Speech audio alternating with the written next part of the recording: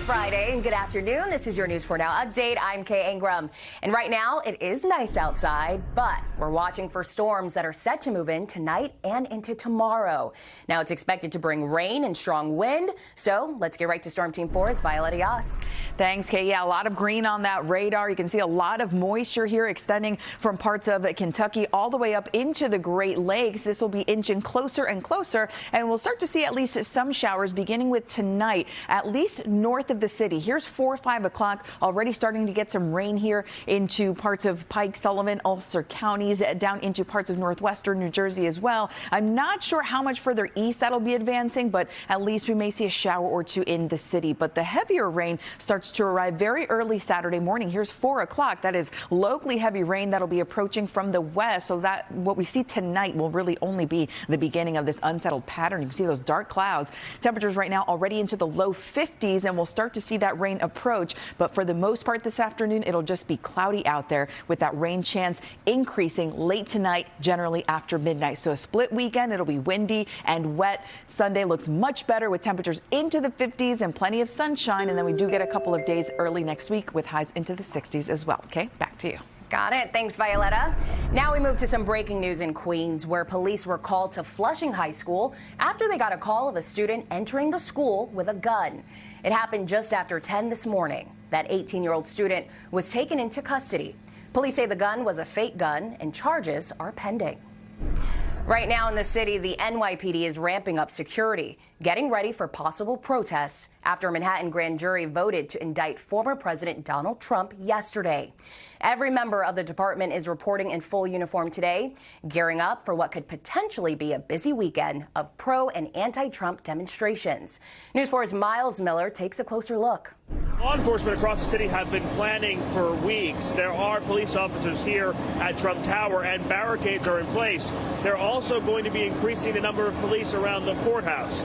While officials have anticipated protests, the NYPD has ordered all cops to report for duty today in uniform until further notice. The big challenge? How to get former President Donald Trump fingerprinted and photographed, then presented before a judge at 100 Center Street where other criminal cases are being heard. NBC News has learned the Secret Service has been coordinating with New York authorities about the unique circumstances of a protectee facing potential legal action. Now, we know that the agency is only working with Trump as it relates to his transportation and personal protection. The Secret Service will not play any role in arrest or surrender. At Trump Tower, I'm Miles Miller, News 4 New York. All right, a lot of moving parts. Thanks, Miles. Now, police are trying to track down a man who stole a car with an 8-month-old baby inside. It happened in East Morrisania on East 175th Street around 10:30 last night.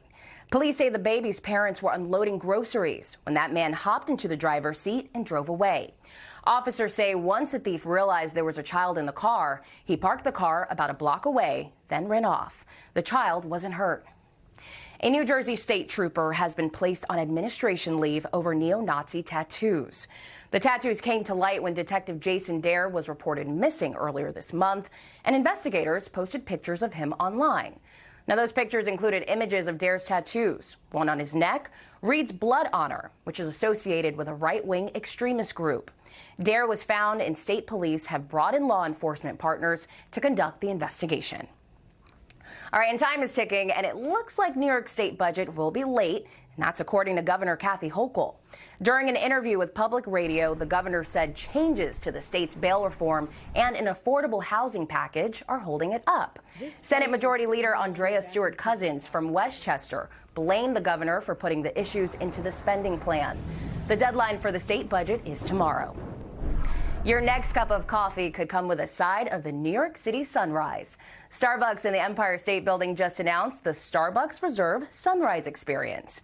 Now, every Saturday starting tomorrow, a limited number of tickets will be sold to drink coffee and take in the sunrise from the 86th floor observatory. Complimentary pastries are included too, and tickets are $135. All right, well, that's it for now. I'm Kay Ingram.